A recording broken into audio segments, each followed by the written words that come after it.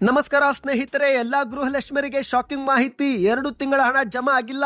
ಸದನದಲ್ಲಿ ಸತ್ಯ ಒಪ್ಪಿಕೊಂಡ ಲಕ್ಷ್ಮಿ ಹೆಬ್ಬಾಳ್ಕರ್ ಅವರು ವಿಷಾದ ವ್ಯಕ್ತಪಡಿಸಿದ್ದಾರೆ. ನಿಮ್ಮ ಬ್ಯಾಂಕ್ ಖಾತೆಗೆ ಹಣ ಬಂದಿಲ್ವಾ? ವಿಡಿಯೋನ ಪೂರ್ತಿಯಾಗಿ ನೋಡಿ ಸ್ನೇಹಿತರೆ. ಗೃಹಲಕ್ಷ್ಮಿ ಯೋಜನೆ ವಿವಾದ ಕುರಿತಂತೆ ಆರೋಶಕ್ ಅವರು ಕಿಡಿಕಾರಿದ್ದಾರೆ. ಸಚಿವ ಲಕ್ಷ್ಮಿ ಹೆಬ್ಬಾಳ್ಕರ್ ಚಂದ್ರಲೋಕದಲ್ಲಿದ್ದಾರಾ ಎಂದು ಸದನದಲ್ಲಿ ಆಕ್ರೋಶ. ಎಲ್ಲ ಮುಖ್ಯವಾದ ಮಾಹಿತಿಗಳು ಬಂದಿವೆ ಸ್ನೇಹಿತರೆ. ವಿಡಿಯೋನ ನೀವು ಪೂರ್ತಿಯಾಗಿ ನೋಡಿ. ಹಳೆ ವಾಹನ ಹೊಂದಿರುವವರಿಗೆ ಶಾಕ್ ಕೊಟ್ಟ ಸಾರಿಗೆ ಸಚಿವರು. 15 ವರ್ಷ ಮೀರಿದ ವೆಹಿಕಲ್ ನಿಮ್ಮ ಹತ್ರ ಇದ್ರೆ ಜಪ್ತಿ ಮಾಡ್ತಾರಂತೆ. ಸದನದಲ್ಲಿ ಚರ್ಚೆ. ವಿಡಿಯೋನ ನೀವು ಪೂರ್ತಿಯಾಗಿ ನೋಡಿ. ಸಿಎಂ ಸಿದ್ದರಾಮಯ್ಯನವರು ಕೂಡ ಹೇಳಿಕೆ ಕೊಟ್ಟಿದ್ದಾರೆ. ಎಲ್ಲ ಮಾಹಿತಿಗಳು ಬಂದಿವೆ ಸ್ನೇಹಿತರೆ. ಇನ್ನು ಮಹಾರಾಷ್ಟ್ರದಲ್ಲಿ ರೈತರೊಬ್ಬರು ಪಡೆದುಕೊಂಡ 1 ಲಕ್ಷ ಸಾಲಕ್ಕೆ ಬಡ್ಡಿ ಚಕ್ರ ಬಡ್ಡಿ ಸೇರಿ 74 ಲಕ್ಷವಾಗಿದ್ದು ಕೊನೆಗೂ ಕಿಡ್ನಿ ಮಾರಾಟ ಮಾಡಿದ್ದಾರಂತೆ. ಈ ಒಂದು ಮಾಹಿತಿಯು ಕೂಡ ನೋಡೋಣ. ಮತ್ತೊಂದೆಡೆಯಲ್ಲಿ ರಾಜ್ಯದ ಬಿಜೆಪಿಯ ಕೆಲ ಪದಾಧಿಕಾರಿಗಳು ಮುಖಂಡರು ಬಡವರ ಅಕ್ಕಿ ಅನ್ನಭಾಗ್ಯ ಕದ್ದು ವಿದೇಶಕ್ಕೆ ರಫ್ತು ಮಾಡಿದ್ದಾರೆ ಎಂದು ಪ್ರಿಯಾಂಕ್ ಖರ್ಗೆ ಅವರ ಸ್ಫೋಟಕ ಆರೋಪ. ಎಲ್ಲ ಮಾಹಿತಿಗಳನ್ನ ಡೀಟೇಲ್ ಆಗಿ ನೋಡೋಣ.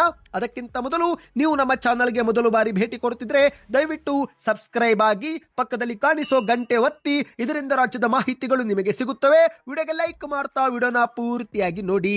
ಬನ್ನಿ ಸ್ನೇಹಿತರೆ, ಎಲ್ಲ ಮಾಹಿತಿಗಳನ್ನ ಡೀಟೇಲ್ ಆಗಿ ನೋಡೋಣ. ನೀವು ಕೂಡ ಗೃಹಲಕ್ಷ್ಮಿ ಯೋಜನೆ ಫಲಾನುಭವಿಗಳಾಗಿದ್ರೆ ಈ ಒಂದು ವಿಡಿಯೋಗೆ ಲೈಕ್ ಮಾಡಿ. ಹೌದು ಸ್ನೇಹಿತರೆ, 2 ತಿಂಗಳ ಗೃಹಲಕ್ಷ್ಮಿ ಯೋಜನೆಯ ಹಿಂದಿನ ಕಂತು ಜಮಾ ಆಗಿಲ್ಲ. ಇದು ಸದನದಲ್ಲಿ ಲಕ್ಷ್ಮಿ ಹೆಬ್ಬಾಳ್ಕರ್ ಅವರು ಸತ್ಯ ಒಪ್ಪಿಕೊಂಡು ವಿಷಾದ ವ್ಯಕ್ತಪಡಿಸಿದ್ದಾರೆ. ಹೌದು, ಬಿಜೆಪಿ ನಾಯಕರು 2 ತಿಂಗಳ ಹಣ ಜಮಾ ಆಗಿಲ್ಲ ಎಂಬ ದಾಖಲೆಗಳ ಸಮೇತ ಒಂದು ಮಾಹಿತಿ ಕೊಟ್ಟಿದ್ರು. ಇದೇ ಬೆನ್ನಲ್ಲೇ ಈಗ ಸಚಿವ ಲಕ್ಷ್ಮಿ ಹೆಬ್ಬಾಳ್ಕರ್ ಅವರು ಬಿಜೆಪಿ ಆರೋಪವನ್ನು ಒಪ್ಪಿಕೊಂಡಿದ್ದಾರೆ. ಹೌದು ಸ್ನೇಹಿತರೆ, ಕರ್ನಾಟಕದಲ್ಲಿ ಕಾಂಗ್ರೆಸ್ ಆಡಳಿತಕ್ಕೆ ಬಂದ ಮೇಲೆ ಗೃಹಲಕ್ಷ್ಮಿ ಯೋಜನೆ ಯಶಸ್ವಿಯಾಗಿ ಜಾರಿಗೆ ಆಯಿತು. ಆದರೆ ಬೆಳಗಾವಿಯಲ್ಲಿ ನಡೆಯುತ್ತಿರುವ ಚಳಿಗಾಲದ ಅಧಿವೇಶನದಲ್ಲಿ ವಿಪಕ್ಷಗಳು ಪಟ್ಟು ಬಿಡದೆ ಗೃಹಲಕ್ಷ್ಮಿ ಯೋಜನೆಯನ್ನು ಹಾಕದೆ ರಾಜ್ಯದ ಜನರಿಗೆ ಸರ್ಕಾರ ಮೋಸ ಮಾಡಿದೆ ಎಂದು ಆರೋಪಿಸಿದ್ರು.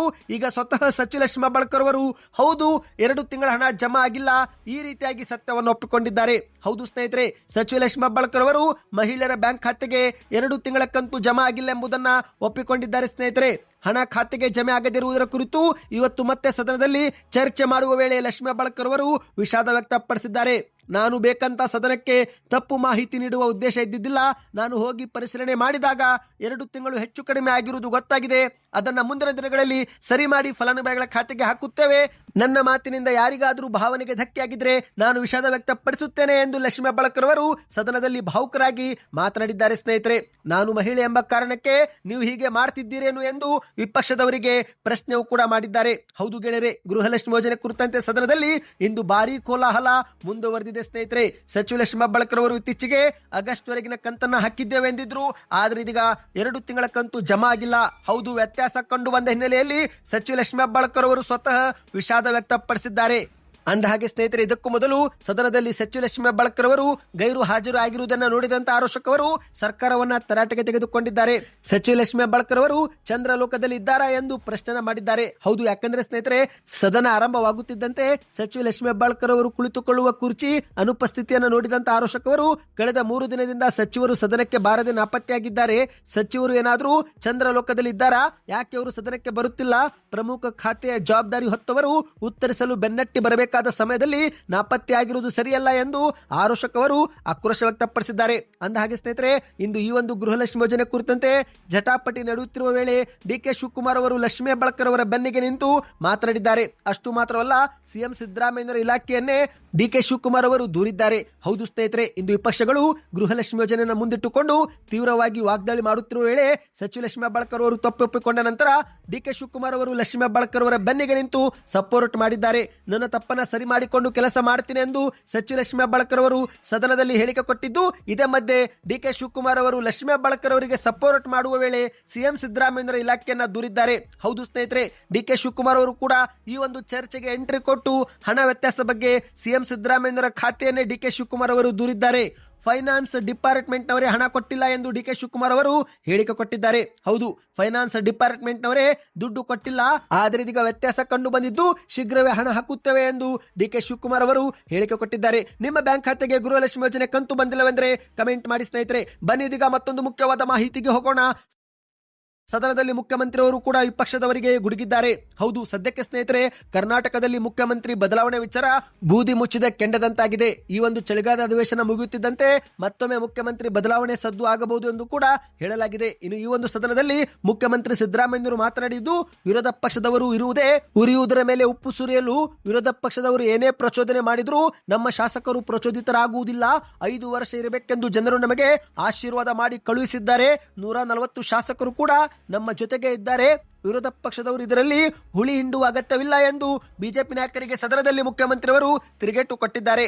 2023ರಲ್ಲಿ ಜನರು ಆಶೀರ್ವಾದ ಮಾಡಿದಂತೆ 2028ರಲ್ಲೂ ಕೂಡ ಕಾಂಗ್ರೆಸ್ ಸರ್ಕಾರವೇ ಆಡಳಿತಕ್ಕೆ ಬರುತ್ತೆ.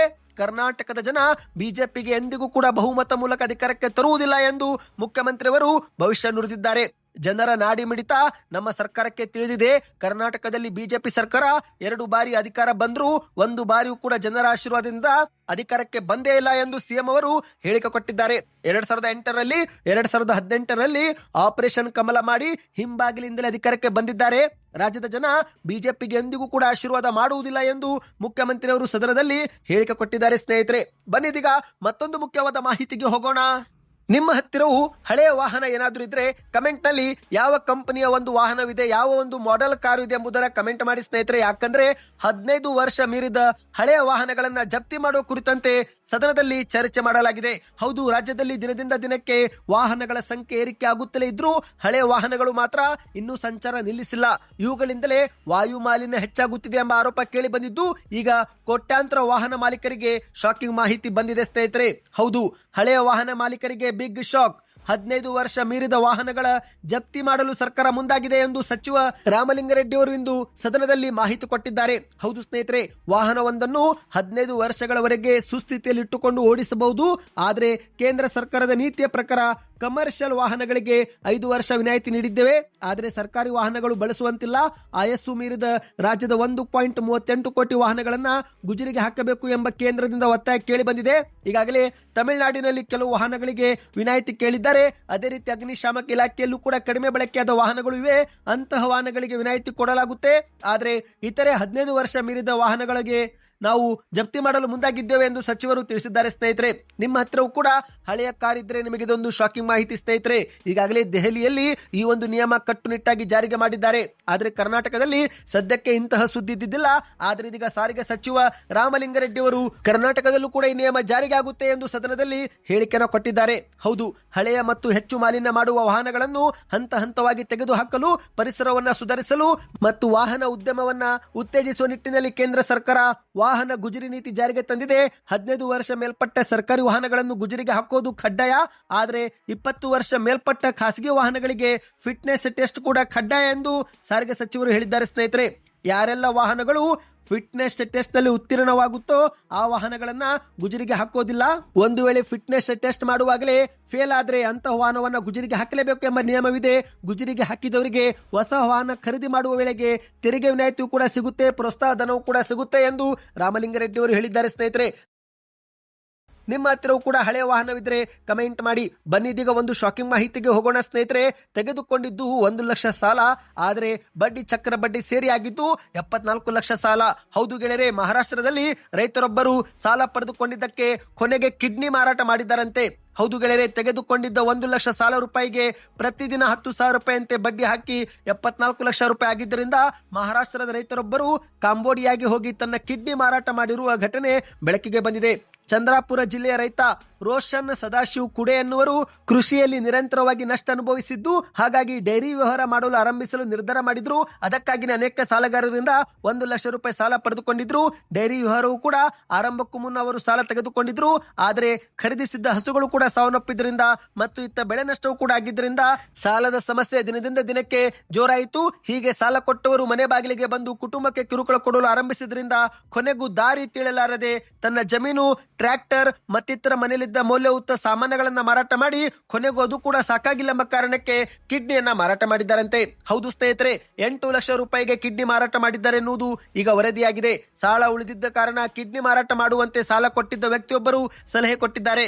ಹಾಗಾಗಿ ಕೊನೆಗೆ ಮಧ್ಯವರ್ತಿಯೊಬ್ಬರ ಸಹಾಯದಿಂದ ಕೋಲ್ಕತ್ತಾಗೆ ಹೋಗಿ ಪರೀಕ್ಷೆ ಮಾಡಿ ನಂತರ ಕಿಡ್ನಿಯನ್ನ 8 ಲಕ್ಷಕ್ಕೆ ಮಾರಾಟ ಮಾಡಿದ್ದಾರೆ ಎಂದು ಹೇಳಲಾಗಿದೆ. ಸ್ನೇಹಿತರೆ, ಇದೊಂದು ಶಾಕಿಂಗ್ ಮಾಹಿತಿ ಆಗಿತ್ತು. ಬನ್ನಿದೀಗ ಕೊನೆಯ ಮುಖ್ಯವಾದ ಮಾಹಿತಿಗೆ ಹೋಗೋಣ.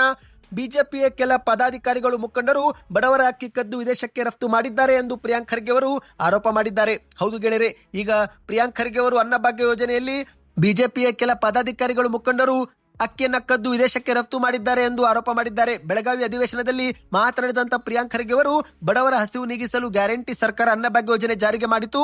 ಆದರೆ ಬಿಜೆಪಿಯಲ್ಲಿರುವ ಕೆಲ ಪದಾಧಿಕಾರಿಗಳು ಮುಖಂಡರು ಬಡವರ ಅಕ್ಕಿಯನ್ನ ಕಳ್ಳತನ ಮಾಡಿ ವಿದೇಶಕ್ಕೆ ರಫ್ತು ಮಾಡಿದ್ದಾರೆ. ಇದನ್ನು ನಮ್ಮ ಸರ್ಕಾರ ಗಂಭೀರವಾಗಿ ಪರಿಗಣಿಸಿ ಸಿಐಡಿಗೆ ವಹಿಸಿದಾಗ ಅಚ್ಚರಿ ಫಲಿತಾಂಶ ಹೊರಬಿದ್ದಿದೆ. ಆದರೆ ಈ ಬಗ್ಗೆ ಬಿಜೆಪಿಯವರು ಧ್ವನಿ ಎತ್ತದಿರುವುದು ನನಗೆ ಅಚ್ಚರಿ ಮೂಡಿಸಿದೆ ಎಂದು ಕಿಡಿಕಾರಿದ್ದಾರೆ. ಸ್ನೇಹಿತರೆ, ಹೌದು, ಕಲಬುರಗಿಯ ಯಾದಗಿರಿಯಲ್ಲಿ ಅಕ್ಕಿ ಕಳ್ಳತನ ವಿಚಾರದಲ್ಲಿ ಚಿತ್ತಾಪುರ ವಿಧಾನಸಭಾ ಕ್ಷೇತ್ರದಲ್ಲಿ ಬಿಜೆಪಿಯಿಂದಲೇ ಬಿ ಫಾರ್ಮ್ ಪಡೆದವರು ಸಿಕ್ಕಿ ಬಿದ್ದಿದ್ದಾರಂತೆ.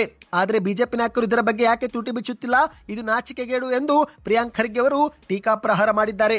ಸದ್ಯಕ್ಕೆ ಎಷ್ಟೇ ಸ್ನೇಹಿತರೆ, ಈ ಎಲ್ಲ ಮಾಹಿತಿ ನೀವು ಪೂರ್ತಿಯಾಗಿ ನೋಡಿದ್ರೆ ಕಮೆಂಟ್ ನಲ್ಲಿ ಕಂಪ್ಲೀಟ್ ವಿಡಿಯೋ ಕಮೆಂಟ್ ಮಾಡಿ. ಹೆಚ್ಚಿನ ಮಾಹಿತಿ ಬೇಕಂದ್ರೆ ದಯವಿಟ್ಟು ಚಾನಲ್ಗೆ ಸಬ್ಸ್ಕ್ರೈಬ್ ಮಾಡ್ಕೊಳ್ಳಿ.